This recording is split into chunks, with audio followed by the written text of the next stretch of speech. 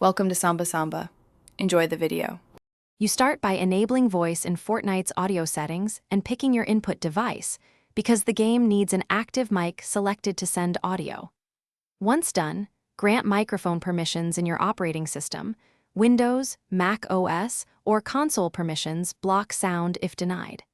Make sure party privacy is set so you can hear teammates. Set push-to-talk now if you want control. These first steps remove access roadblocks and ensure your hardware and software are ready for in-game voice immediately.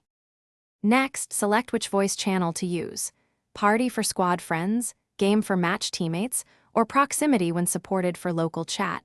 Each serves a purpose depending on play style.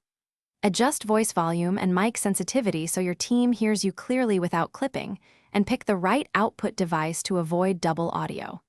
If you use push-to-talk, bind a convenient key or controller button. Test immediately in a private match or party to confirm levels and reduce echo. Finally, join a party or match and speak.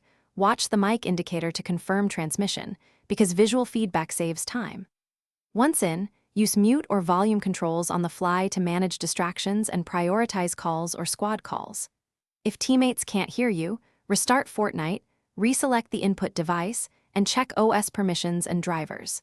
Importantly, verify your NAT type and router settings, because network issues can block voice packets. That troubleshooting tip fixes most. Thanks for watching. Consider subscribing if we helped you.